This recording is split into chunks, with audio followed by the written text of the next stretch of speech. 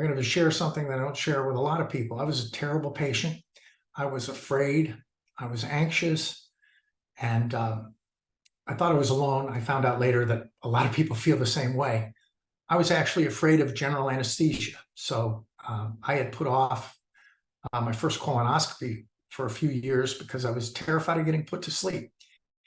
Now, once I did get put to sleep for my endoscopy, colonoscopy during the course of this treatment, I realized that it's something I could handle. But before that, I was afraid of needles. I was afraid of all the medical things that a lot of people are afraid of. I was a high anxiety patient, and now I don't fear any medical procedure at all. So one of the things that I had to do was get over the fear that I had, the 6 inches between my head that said, Jeff, you can't do this.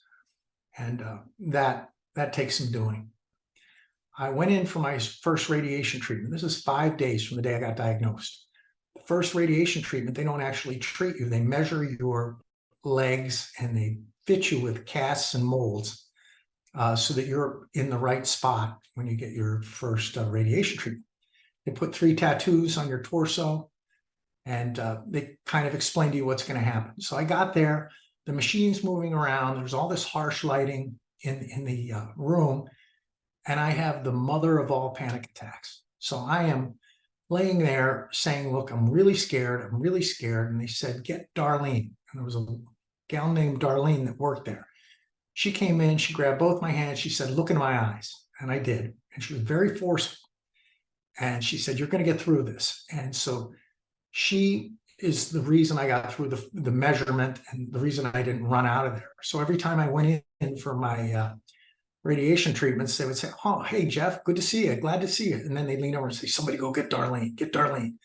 So she was my safe person. And I found out that that happened a lot during the course of my treatment, that you would find people that made you feel good.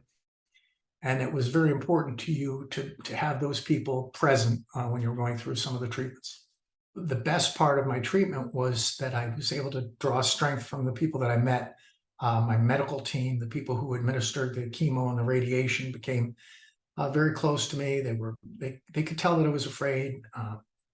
And when I would go there, I really, the fear started dissipating. And by the end of it, I had gotten some really good friends. And some of these people are still very good friends of mine to this day. So if there was a positive with regard to the treatment, it was the really smart, really committed, really compassionate people that I met.